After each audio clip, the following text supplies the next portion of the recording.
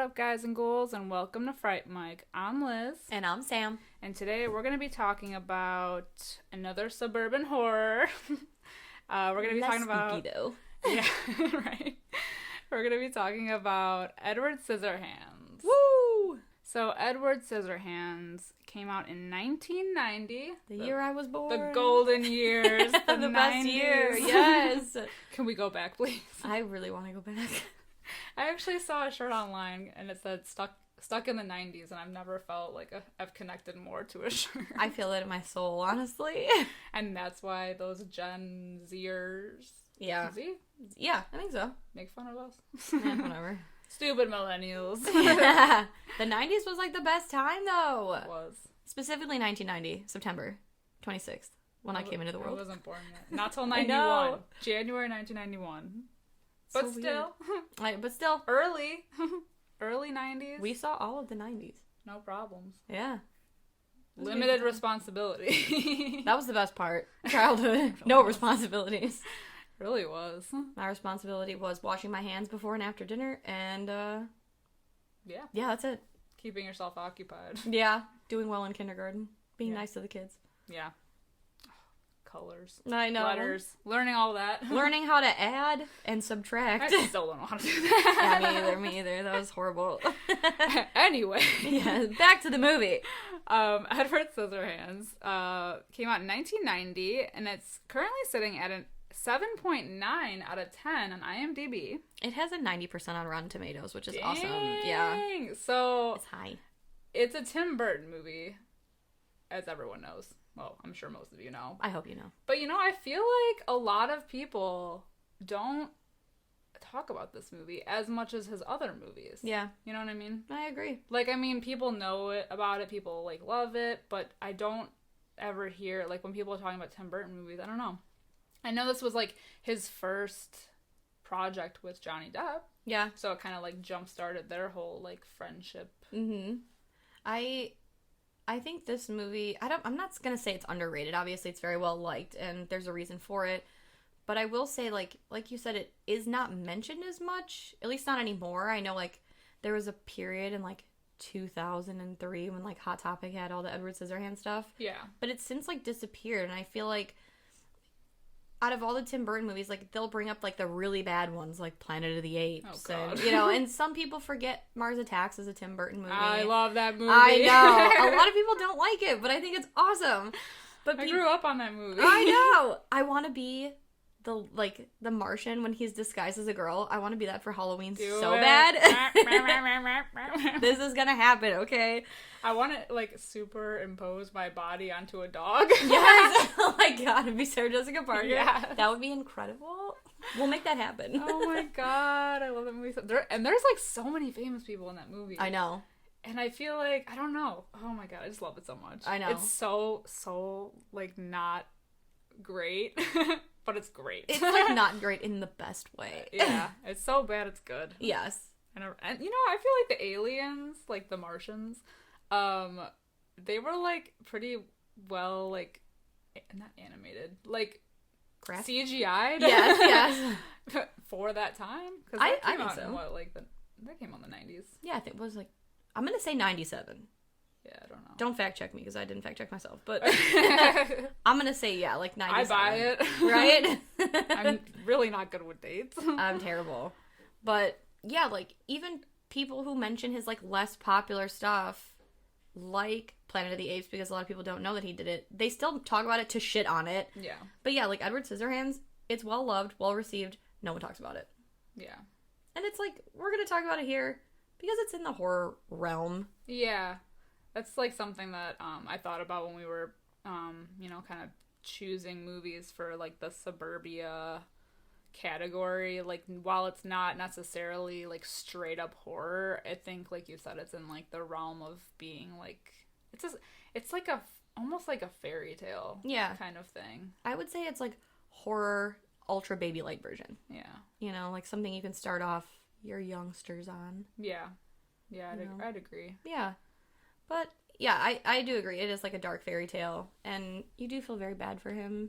I know. The whole movie, I guess, is supposed to be seen through his eyes, which is why the houses are all like whimsically colored. Yeah. But I don't know. Part of me still feels like, and I've always watched this movie believing that this actually happened to Kim, Winona Ryder's character.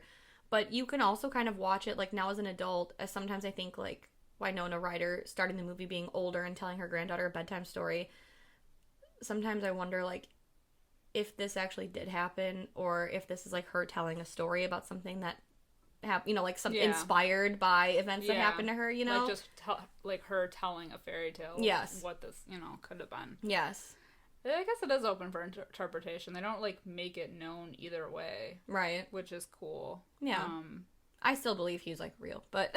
He's real. Johnny Depp is always real. I know, he's a real person. He's so cute. I know. He's not even a person.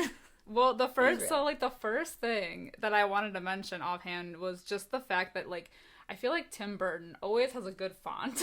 Yes, he does. So random, but I love a good font. Yes. And, the credits start rolling in the beginning, and I don't know, it's just, like, there's always, like, he's just so creative. I love him. I like that it's, like, very simplistic. It's black with white letters. Yeah. And it kind of looks like somebody had, you know, cut something out of scissors. Yeah. Yeah, like, he puts that kind of detail into things. Yeah. And I almost feel like, and I don't know, this might be, like, somewhat controversial-ish, maybe, because I know that there's, the Guillermo del Toro, like, uber fans, but I feel like they're almost so similar in the fact that they have, like, these crazy wild imaginations that, like, they have almost the same mindset of, like, really bringing things to life with their visions. Yeah. Because Tim Burton has his specific style, mm-hmm. and it's always so detailed, but that's how, like, Guillermo del Toro is, too. Yeah, exactly. I mean, he has his own separate style, but, like, you know what I mean? It's, like, the same kind of, like, fantastical, whimsical kind of, like, scape. Yeah, like, you can tell that they both are very comfortable in, like, their fantasy and their imagination. Like, they have a very specific idea of what it looks like, and they're very comfortable bringing it to the stage. Like, there's no, you know, like, when you think about decorating a house, everyone has, like, their own personal style, but sometimes you walk in a room like, I don't know what I want this to look like. Yeah. Where it seems like them with their movies, they're like, I know what I want this to look like. Yeah. You know? Which it must be cool being in the movie, like, working with them. I mean, maybe it's a nightmare for other people who, like, have to create the things, because sometimes it's so, like, crazy. Yeah. But for them to just be so particular and, like, know exactly what they want, it just makes them, like, really good visionaries, I think. Definitely. And you can always tell when it's, like, their movie, you know? Yeah. It's, like, their style. But like, it's interesting that you were saying that this could be through Kim's eyes because, because of the fact that, or no, Edward's eyes, because it could be, like, because he's in this, like, dark castle, it's, like, brooding on the hill, like, yeah, and then you, like, pan over to, like, the suburbia neighborhood with, like, the pink and blue and yellow houses, pastels and, like, galore, literally, because it reminds me of, like, Miami. Yeah, I think they filmed this movie in Florida too. Did they really? I think so. It's so like Florida-y with those pastel colors. It's very retirement home adjacent. Yeah. I don't know. Yeah, so much so. Yeah. No, I agree. It's very, like, very whimsical compared to the lonely, dark, sad, drab castle on a hill that he lives in that I only can, like, dream to live in one I day. was gonna say, people's expectations of me versus reality. Yeah, literally, what I look like on the outside versus the inside. But it's such a cute neighborhood. I find it funny that, like, when, you know, it's, like, all these, like, almost, like, Desperate Housewives, like, kind of vibe of, like, all these, like, nosy women, and they're, like, home all day, and everybody's in everybody's business, and then, like, when it's time for the men to come home, they literally all come home at the same time. Yes, it's like the lights turn on and the cockroaches scatter. Yeah, like, it's so funny. Like, they show them, like, coming home and leaving, and it's like a caravan. Yeah, exactly. They're all pulling into their driveways with their colorful cars and into their colorful houses. Yes. They're a bunch of clucking hens, man. Yeah, but, like, everyone's outfits are colorful, their hairstyles are, like, crazy, and there's bushes everywhere. Everywhere. Shrubberies everywhere. So much bush art. But it's perfect. It is. For Eddie. Good old Eddie. Well, I guess we should jump into the movie, right? Yeah. Well, we meet one of our, I guess, she's not a main character, but she's a big character. Peggy, or Peg. Peg, yeah, oh god. I love her. She's love her sweetest. too. Little Avon lady. She's slinging Avon. And she's not very good at it, but she still tries. Her heart's in the right place. I just love, and I relate to this so much, and I don't know why, but like, when she knocks on that first lady's door, and she was like, we've got all these colors here to accent and highlight your changing look. And she's like, my changing look. That's good. She's like, I never buy anything from you. She's got, like, fucking rollers in her hair. Like, you can tell this woman does not give a shit. You've known me for 20 years. I've never changed. Exactly. And I just feel, I don't know why I relate to it so much, because I'm like, my changing look. I'm like, I do the same winged eyeliner look every day. It's hiding a new wrinkle. Yes, exactly. I changed the color, but the eyeliner stays the same. Yes. Oh, yeah. Well, she's trying to sling the Avon products, but is not having much luck, so she just, like, decides to drive to the mansion on the hill. Yes, my dream home. Yeah. And it's so dark, and it almost, like, it's like there's blue skies everywhere, except for, like, right over it. It just, like, there's just, like, a cloud of gray. I don't know, it's just very gray. I think it's so funny, because it's, like, just so randomly placed. Yeah. Like, back that away. Yeah. It's kind of like, the Grinch's Mountain. Yeah. I was like, Whoville's all down here, and it's exciting, and then it's like, back that way. Yeah, exactly. Back over on the mountain. It's not what she expects, because she, like, walks up to the door and, like, past the, like, broken down, busted gate, and, like, it's into this, like, gorgeous, like, beautifully maintained garden. Yeah, there's, like, oh my god, what do you call, like, the shrubberies, like... So I had to look this up, because I was like, I know that there's a term for, like, when people shape bushes into things, and it's topiary. Okay. Beautiful topiary. There's even beautiful mausoleums in there, but, like, I mean, everything is so beautiful. He makes so many interesting shapes. Yeah, there's, like, dinosaurs and frogs and...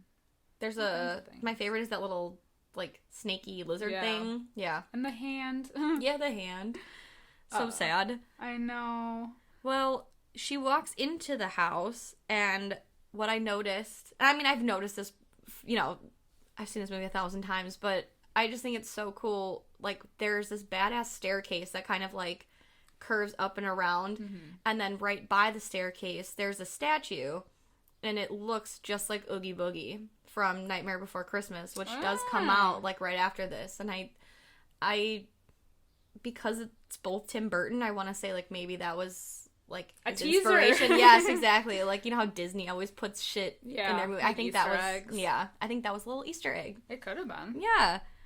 But, yeah, she kind of just wanders. Yeah, she's like, Avon calling, and is just letting herself in. Yeah. And she comes up to, like, the top, like, this, I don't know, attic room. There's a big hole in the roof. And she sees a man cowering in the corner, and he's got, like, Robert Smith hair from The Cure. I will say that the scene where he's just kind of, like, crouching down, and you just see, like, the blades hanging down, and then him, like, slowly kind of coming up, is a little creepy. Yeah. Only because you don't... I mean, obviously, we know because we've seen it, but, like, the shot of that is creepy. Like, yeah. Especially for her, since she didn't know who he was. It's like, okay. Yeah, exactly. What she realizes when he comes closer and she sees that he's got, like, the scissors for hands, and she's like, okay. Yes. It's like, oh, this is interesting. Yeah. But I did think it was, like, sad, because she is talking to him, and she's like, well, are you alone here? Like, what happened to your parents? Where's your mom? Where's your dad? And he says, he didn't wake up. Aww. And it's, like, so sad, because he's not really technically human. And he doesn't really understand the fragility of life. So for him, it's not, like, anything sad. He's just, one day he didn't wake up. Yeah, so he doesn't understand, like, life and death. Yeah. That's the only way he could, like, describe what happened. Because he doesn't... I'm presuming that he's immortal. I think so, because he's a creation, right? Right, like Frankenstein's monster. Yes. so he doesn't know. Yeah. But I love that his dad I know. is Vincent Price. Vincent Price. Boo, boo, boo, boo, boo. He's like the inventor / mad scientist, and which I think is interesting. So Vincent Price was supposed to have a bigger role in this movie, but he was really sick during this time, so they had to like cut a lot of it out.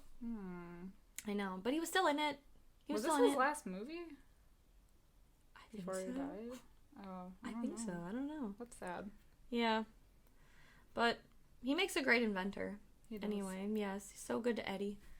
But she makes me laugh because she was like, "You'll come with me," and then she's like, "But first, we'll put an astringent on your face to keep the infection from this because he's got cuts on his face, right? Because he has scissors for hands, and so she's still Avon lady at heart. She's all about her like complexion and skincare products and makeup on him from like day one, like throughout the whole movie. She's just like testing new ideas and new products on him. And it's so cute. It reminds me so much of, like, me trying to convey the importance of skincare to my boyfriend. And he does. Now he's got a little routine. He's got his, like, man products. But, yeah, that's what it reminds me of, is, like, somebody trying to coach, like, you teach their child, like, okay, now we're going to take care of our skin. It's important. Right. It's so cute. Well, she takes Edward home with her. And immediately people notice that he's, like, in the car with her, and they all start gossiping. All the neighbors. Of course. All the neighbor women. All the neighbor women, specifically. They don't have anything more to fill out their day, Yeah, like, there's just a lot of, like, nothing going on. So when something goes on, it's, like, literally all of the women in the neighborhood congregate. Yes. It is, like, it's like a bunch of clucking hens. That's what I refer to them as, like, the hens. They really are. Yes. So it's all like Desperate Housewives gossiping, and Peg brings him home, and she shows him the house, and he's just got this like look of wonder and whimsy in his eye, and he sees pictures of her family. So there's Bill, who's her husband, Kevin, who's her son, and then Kim is her daughter. And you could tell he's like enamored with Kim. Yeah. But she like gives him a suit to put on, and she has to help him because he has fucking scissors for hands. I know, and like of all places, she's like, you can go in Kim's room, and he like realizes that her bed is a water bed and like accidentally slices it, and it's like, oh, oops. God. I know, it's so funny. But like even throughout this whole movie, he like struggles to do like everyday things, like when they're having dinner, he like can't hold the food, and like he can't pick up a cup to drink, and it's like horrible. It's like just him trying to put these clothes on, like nothing was working for him. I'm like, oh my god, sweet baby, someone feed him. I know. Someone spoon feed him. Yeah, exactly.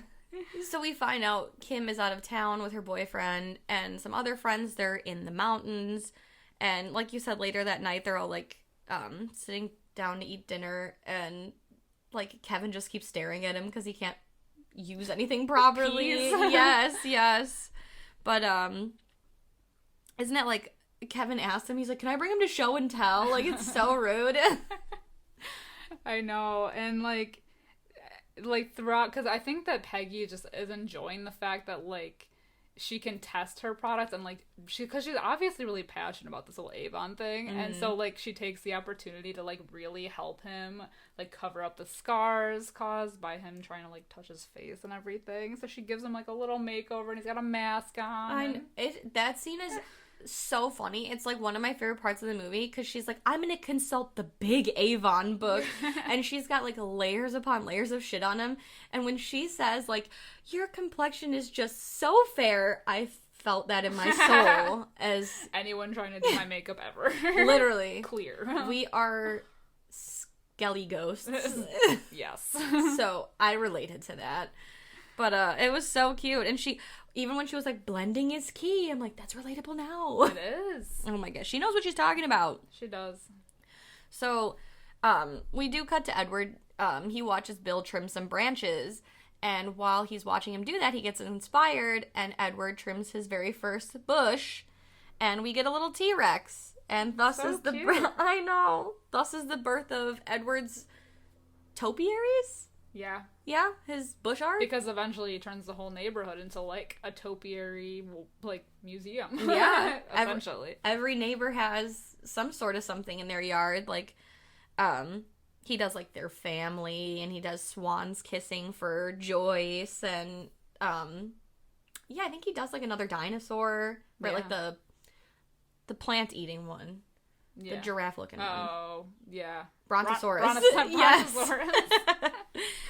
But I thought it was funny because Kevin, he tries to, like, rinse off the scissors, and Bill's like, well, don't do that, get the oil from the shed. It's gonna get him rusty. Yes. Oh my God. And then that, like, crazy nut, like, super, like, uber religious woman comes over, like, the neighbor, Esmeralda, I think her name is. Yeah.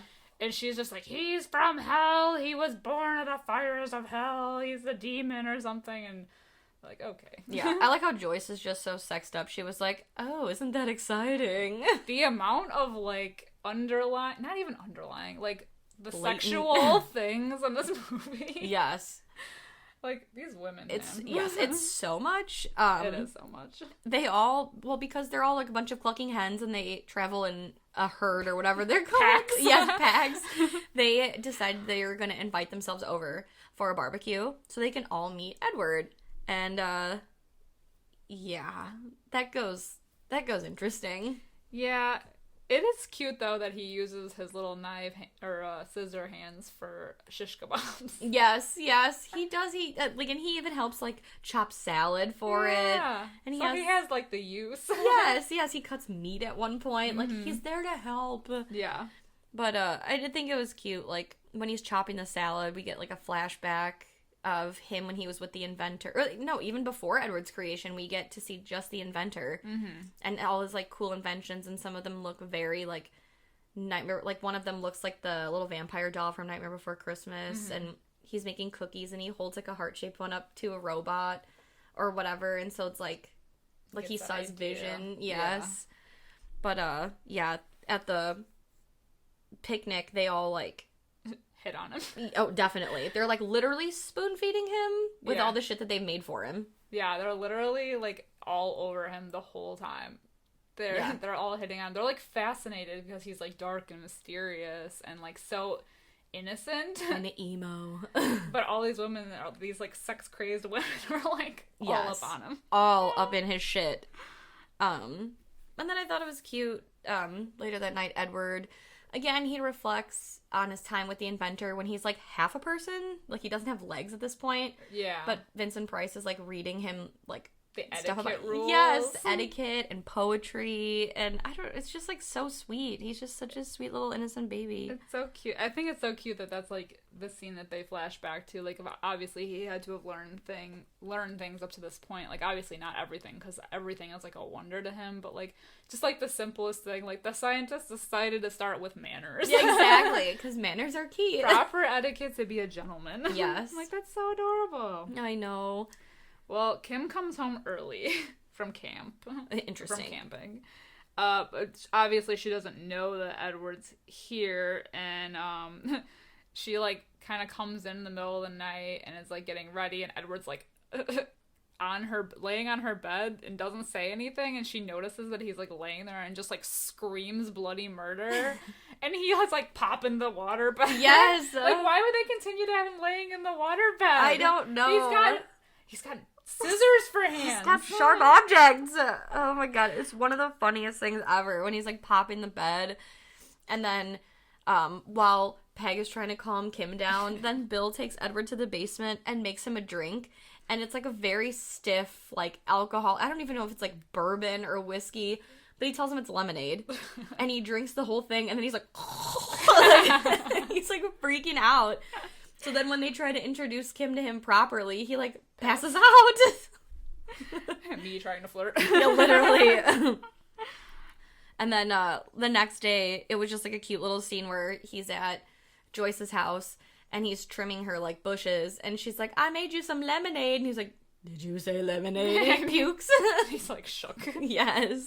But then it kind of shows him, like, he, like, kind of, now that the neighbors know more about him, he's, like, cutting their bushes for them. So there's, like, all these works of art all around the neighborhood. And then, like, he is, like, looking at the neighbor's dog and decides to, like, trim up the neighbor's dog, and like everyone is like just like so like enamored by this that they're like lining up to get like the dogs groomed. Yes, now he's grooming their lawns and their dogs, and then Joyce, of course, is like, would you cut my hair? So now they're all walking around with Edward's haircuts. Like these crazy, literally like Dr. Seuss like. Yes, they do. They look like Who's. They are Who's. Oh my god, it's insane. I wonder if he got inspiration from that, because there is a lot of similarities between like. There really is. The Grinch and this. It's very avant-garde. Yeah. But, so, like, we get a scene where, Helen, who's the lady with the ever-changing look, she goes to take Edward to get his hands sharpened. And then later that day, we see, like, Kim with her boyfriend, I think his name's Jim. Yeah. Which is weird. But he's played by Anthony Michael Hall, who was, like, such a nerd in the 80s, and in this movie he was such a dick. Yeah. But he has, like, crazy eyes, too. But, she locks her... He does have crazy eyes. He does. They're, like, bugging out of his head the whole movie. He's just so angry. He is. He's, like, a piece of shit. It's just weird. It is weird to see him in this role, because, you know, he was in, like, 16 Candles, where he's, like, a nerd, and then, like, The Breakfast Club, and he's a nerd. Yes. But he was, like, so much smaller. I know, he was, like, skinny. So skinny. But he was so cute in those movies. I know. He was so lovable. To see him, like, be, like, a bully is, like... It's weird. Yeah, it's yucky. Yeah. But we see Kim locks herself out of the house, and Edward uses his scissors to open the door, which will come into play later now that Anthony Michael Hall / Jim knows that he can unlock doors with his scissors. Right. And then it's, like, really cute because throughout the movie, like, basically Jim teases Kim about how Edward's in love with her, and she's, like, kind of weird about him at first. Yeah. And, like, Edward and Peg, they go on TV to do, like, an interview, and they're watching him, and this is the first time you see, like, her kind of warm up to him, because he's, like, people are asking him all these questions, like, you know, if you ever thought about fixing your hands or whatever, and then somebody says, well, if you remove the scissors from your hands, like, and get normal hands, then you won't be special, and Peg says, like, he'll always be special, and then the one girl asks if he's got a girlfriend, so then they're like, anyone special in your life? He, like, pauses. Yes, and he looks into the camera, and she's looking at the camera, and it's like... And then he, like, cuts the microphone cord, and there's, like, this explosion. Whoops. And, like, the moment is, like, gone, but... Yeah. Even though they're not in the same room, and they're not looking directly at each other, you feel, like, that chemistry somehow. That energy. Yeah. Oh my god, it's so cute. Yeah, and then, like, Joyce gets the idea... Crazy sexed up Joyce is she gets the idea to like open her own salon, and she kind of like brings Edward in to like kind of like just tour it and tells him like all the ideas that she has, and still crushing on him super hard because she's like, let me model my smocks for you, and totally seduces him. She like, there's like no hiding it. She like sits him on a chair, and she basically all but like straps him down to it. Yeah. And she uses his like scissor to cut her top off, and has this like dominatrix like black bustier. Yes. And this is where things take a turn, because they end up like falling out of the chair, and he's nervous and he runs away. Yeah. And she's like calling for him, but he doesn't come back, and she feels like almost rejected. So now things like she's gonna start like poisoning the well a little bit. But it does result in him like having a funny part. Like he meets up with the family, and they're like, how was your day, Edward? He's like, it was good. Joyce showed me her salon, and then she took me to the back room and took her clothes off. And they were like, but the dad doesn't even break conversation. No. Like he doesn't acknowledge, but like everybody else is like looking at him. The dad's still talking about whatever the hell he was talking about before. Exactly. But I think it's cute that the family like does try, like they bring Edward to a bank to see if he can get like an account set up. Yeah. And like hopefully like the inventor like left him some money, and they're like, well, because he doesn't exist in the system basically, because he doesn't have a social security number. Yeah. He has no credit, he has no job, no like previous work employment, but they do try to like get him on his feet. Yeah, they try to like start a life for him. Like they really try to give him a life. Yeah. And you know, it's like always the best intentions. Yeah. You know, they never really go how you want them to go. So it's like really sad, because like the neighbors start to turn, and you know they're like, so when things start to turn is Jim convinces Kim to convince Edward to break into Jim's own house because his dad's a nut and has like all this, I think it's like money, right? They're trying to get after this like shit. Yeah. It's in this like locked room in their house, and I don't know. He said that like if he does it and the dad finds out, that he would be like prosecuted basically. Like he doesn't have a problem prosecuting his own son. So he like uses Edward to break into his own house, into that room into his house. And then like it's kind of like, I don't know if it's a setup intentionally, but it ends up being a setup because it's Kim and Jim and Edward, and I think like their two other friends. Yeah. And they break in and the alarm goes off, and Jim like locks him in that room and has them all scurry, and they're escaping in the friend's van, and like he literally has to carry Kim off into the van because she's trying to help him. Exactly. So the police come and they catch him, and like the cops almost shoot him because they like see he's got weapons. Yeah. And the neighbors, this is kind of the last time they come to his defense. They're like, no, like that's how he is. We know him. But it's still, that's his hands. Right. Because they're like, drop your weapons, and obviously you can't. Right. So they cuff him, and they take him, and it's like, it results in this like sad, you know, where they're like, oh, you know, no one's like taught you right from wrong, and you know we were talking about money problems, but like it's not this bad, like you don't have to do it. But he's so sweet because he doesn't say anything about this whole thing not being his idea. Like he doesn't put the blame on Kim or even Jim. Exactly.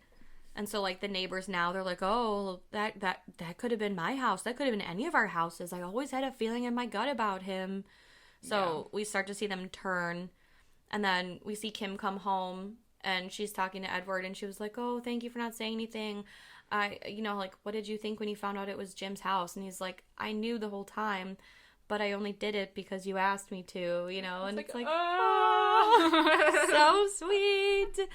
But then Jim shows up. And Kim's basically like, I don't love you anymore. Get out. But Edward has, like, I don't know, like a hissy fit. Yeah, he, like, has a breakdown because he's so mad. He, like, this is the first time you see him get, like, really mad about the situation, that Jim just thinks it's okay to, like, waltz on in here and question things. Mm-hmm. And he, like, tears up the house and tears up the wallpaper and all this stuff. So, like, for him right now, he's almost kind of acting out. Yep. You know, between getting arrested and now, like, destroying, like, the house and everything. It's like he's going through some, like, bad teen years or something. He hit puberty now. Yes. But, like, around this time, this is when we see everybody talking on the phone again, and Joyce, like, you come to find out, like, Joyce is spreading rumors that he attacked her and all this stuff, and so everyone's starting to say, like, oh, well, they lied. They're not actually going to go to Peg's, like, annual Christmas party. So now they're not only turning on Edward, they're turning on the family for seemingly sheltering, like, a this monster. Person. Yeah. Right.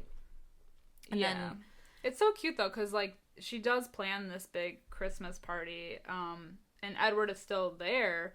And it's so cute because you see Kim, she, like, looks out the window, because I think it's supposed to take place in California. Yeah. And so, like, obviously it doesn't really snow too often in California, but she looks out the window and she just sees all this, like, fluffy snow coming. And it's, like, the prettiest part of the movie because she, like, walks outside and Edward is, like, carving this gigantic ice sculpture. Yeah, it's the biggest angel ice sculpture Where did I've ever seen. Where did he get this ice from? I don't know.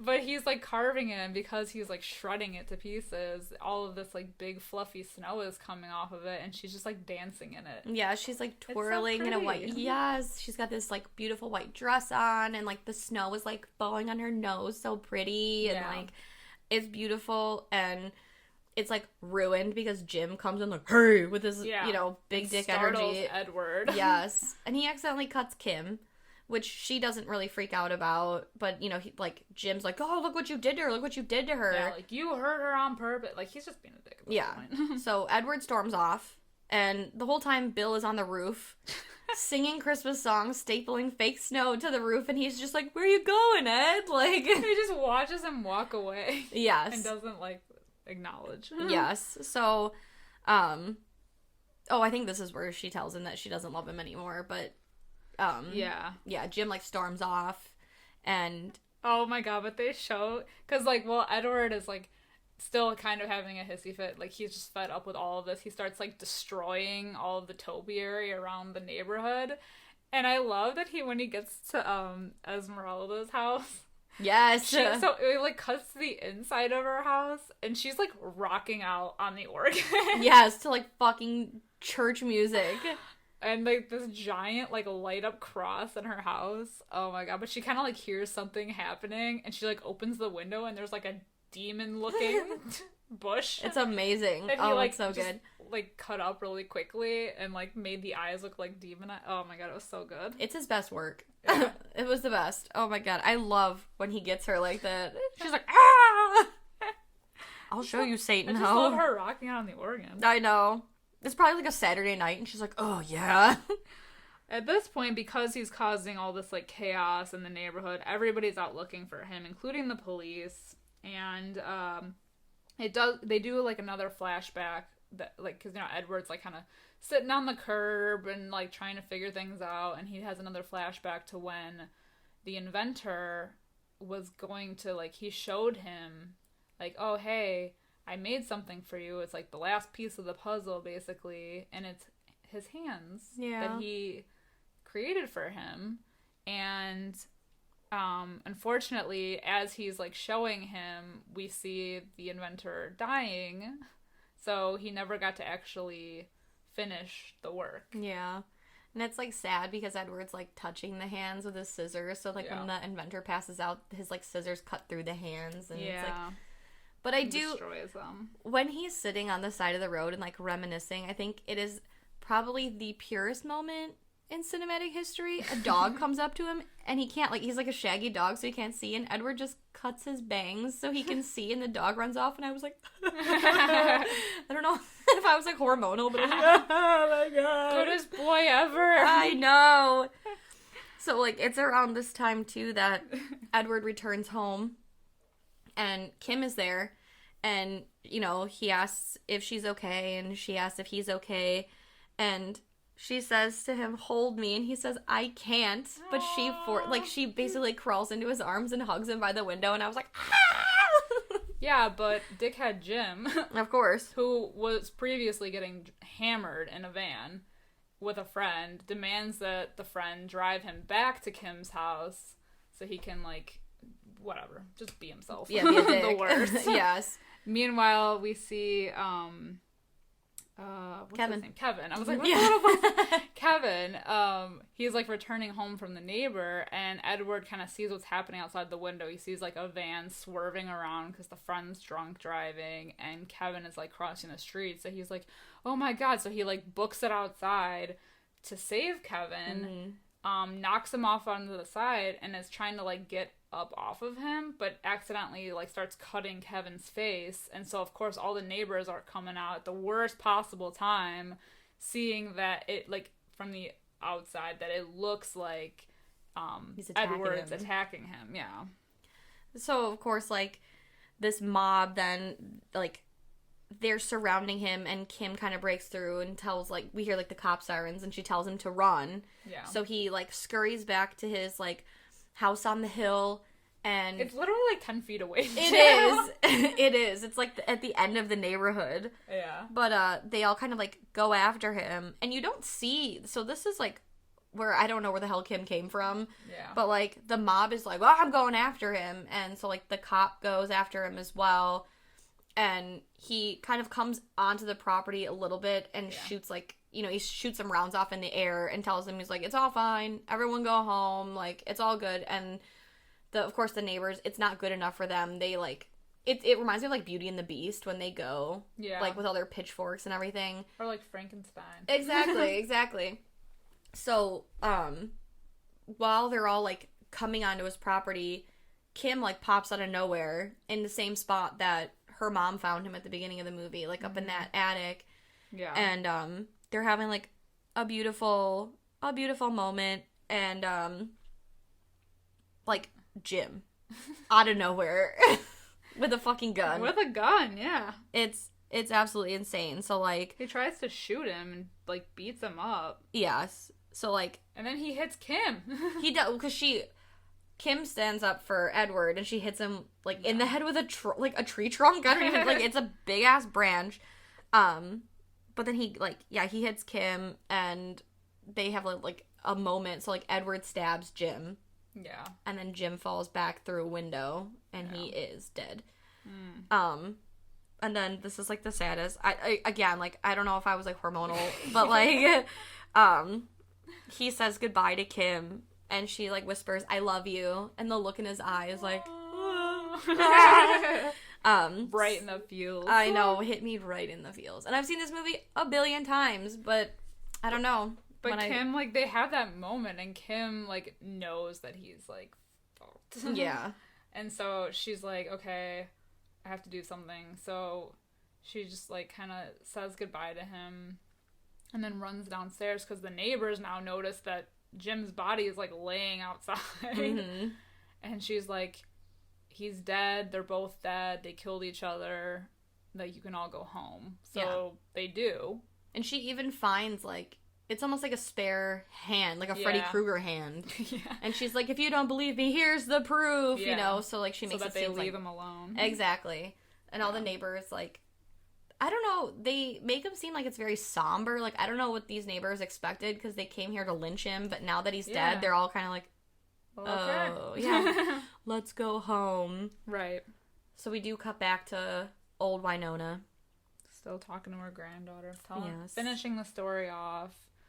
But the granddaughter's kind of like, well, how do you know that the girl never went back? Because she kind of tells her that was the last time she saw Edward, and she's like, how do you know? And then she's like, well, I was there. Yeah. So I do know. And, the granddaughter's like, well, why don't you ever go back to see him? And she's like, well, I want to keep his memory of me in that moment and not now, because she's an old lady. And I'm like, oh. I know, it's so sad. And, she says, well, how do you know he's still alive? And she said, well, because it never snowed here. And then when he came down, it did. And I think if he weren't alive, it wouldn't be snowing right now. When you look outside and it's snowing. But they do cut back to Edward, like, tending to his garden. Yeah, so he's still there. He still has a beautiful topiary. And now he's cutting his ice sculptures. And, you get that, like, line of, like, sometimes you can still see me dancing in it. And you see him and he's, like, he has, like, an ice sculpture of Kim. Yeah. When she was dancing in the snow. Where's he getting that ice from? I don't know. But I still got questions. I know. He, like, has them in the attic. He's got, like, a whole collection of ice sculptures. And I'm like... He just pulls blocks of ice out his ass. I don't know. Maybe he's an ice maker. He is a... I guess I won't question it too much. Right. But still. Yes. Yeah. It's good. It's good. It's like a sad... I don't know. It's a sad ending, but it's... Yeah. I don't know. I know. It's so good. It's so good, and I've seen it a billion times, but... It's like a beautiful story. It is. It like we said at the beginning, it's like a darkish fairy tale. Yeah. We've got the character, like in the beginning of the movie, she says, I think it's Kim, where she says there's this man who lives in a castle on a hill, and he's incomplete and all alone, and it's about this poor, sad, incomplete individual who for just a smidgen of time had a taste of, like, a normal life. Yeah. And it's so sad. It is so sad. I did notice... She could have at least visited. I know! But then I guess people would question why she keeps going back. Well, they don't have to know. She can sneak out. True. She fucking snuck up to that house and no problem. Yeah. But you know what I have never noticed this before until watching this time, and I don't know if it's because I was paying closer attention. You know what really pissed me off in this movie? When they're at the barbecue, there's a neighbor that comes over right before everyone starts, like, spoon feeding them, like, their desserts, and it's like some old war vet, and he was like, I don't ever let anyone tell you that you're handicapped or you're crippled. Yes, because I got, like, a metal leg from the war or whatever, so, like, don't let anyone make you feel lesser than. Yeah. And then when they're all, like, lynching him or whatever, or like going to lynch him, they were like, he sees Kevin and he's like, did they catch that cripple yet or whatever? And it's like, I know. Fuck you. I thought you were one of the good ones. Right. Oh my God. I do. I did notice that. I was like, well, that's rude. Yes. Like, I thought you said he wasn't. Yeah, I know, that was wicked You fucking had rude. you had that motivational little speech to him, and no. Just goes to show what a fair weather community this is. I know. Poor Ed. He deserved better. Well, what are you rating it? I'm gonna give it a 5 out of 5. Yes! I love this movie. I've loved this movie since I was little. I'm sorry, maybe it's not a perfect movie, but in my eyes, it's a perfect movie. It's a good movie, though. Yes. I also will give it a 5 out of 5. Right? Yeah. It's so good. It's a great Tim Burton movie. It's one of my favorites. It is. And, yeah, like, I don't know. I know I went on and on in the beginning about it being, like, so stylistic. But it's true. And everything is, I mean, everything in his movies in general is so thought out. And this isn't any different. Yeah. You know, it's cool that he can, like, have, like, these dark black and white movies, but then when he throws, like, a color into that and then mixes them, I don't know, it's just, like, such a contrast, but it works so well in his world, or his imagination. It's like you get to see his nightmares and his daymares, I don't know, like... Yeah, but it tells its own story. Yeah. Yeah. So it's cool. And I don't know if this is the first time he worked with Danny Elfman, but it's definitely, like, I want to say, like, an iconic score. I mean, you can tell Danny Elfman's score when you hear it. Like, you know what he sounds like. But I did think it was interesting. Like I said, I don't know if it's the first time they worked together, but Tim Burton did say about this movie that Edward Scissorhands isn't his, like, best movie, but it's his favorite movie. Yeah. And I guess Danny Elfman says the same. Yeah. So it's cool. Like I said, I don't know if it's the first time they worked together, but it's definitely, like, an iconic duo. And then to throw Johnny Depp, this is the first time they've worked together too. Yeah. And it blossomed into a beautiful friendship and working relationship, because then they made, like, so many other movies after this. I know. Well, you know what's interesting? So I did read this fact, and I have never noticed it. Again, like, I just never pay attention. But supposedly, one of the songs played in this movie is from the musical Sweeney Todd, The Demon Barber of Fleet Street, which, if you remember, back in, like, 2007, I think it came out. Johnny Depp, Danny Elfman, Tim Burton made Sweeney Todd. Foreshadowings in this movie. I know. Oh my god. And how would they know? Like, in 1990, how could you predict that, you know, like, almost 20 years later, you would make that movie? I don't know. It's very cool. What was the last movie they made together? Oh, God. Like, the most recent Tim Burton. I think the most recent Tim Burton movie was Dumbo. He wasn't in that, though, was he? No. That was Colin Farrell. Was it? Alice in Wonderland? I think so. I think it was the second Alice in Wonderland. It seems like it was forever ago. I did not see it because I don't like those movies. No, I didn't see it either, but I just... Yeah. I feel like it's been a while since they came out. Yeah. I want to say I saw the first one. I don't know. I saw the first one in the theater because I'm a Tim Burton fan. I'm a Johnny Depp fan. Yeah. I don't know. That was so bad. Yeah, it's not great. No, not at all. But I did not like Charlie and the Chocolate Factory either. Oh God, he was just horrible. weird in that movie. Yeah, you can't beat Gene Wilder. You cannot be Gene Wilder. You cannot, and they just took that in a weird direction. Yeah, I mean, Tim Burton has, like, a fantastic style, and being a former goth kid myself, I appreciate that style very much. But something, it just doesn't work. Yeah, you know, it just doesn't work for some things. I think he's better at having his own. I mean, I want to say, like, original ideas, but I mean, he did Sweeney Todd, and that's not original, right? But it's it's darker material. Yeah, you know, I think there are some things like Frankenweenie. It's not really, like, dark material. It's meant for, like, you know, almost like a younger audience, but it still deals with death and, you know, it's zombies and it's fun. Like, I just think if you're going to take something so, like, fantastical, like Charlie and the Chocolate Factory, Tim Burton is fantastical, but in the opposite way, and I just don't think... He could have did, like... He should have did, like, a dark version of it. Yes. Like, because it's always a little implied in, like, Willy Wonka and the Chocolate Factory that, like, the kids might have died. Right. We don't know. And so, like, I almost think it would have been cooler for him to have done something like that. Yeah. Like, yes, it would have been really dark because, like, kids dying is dark. Yeah.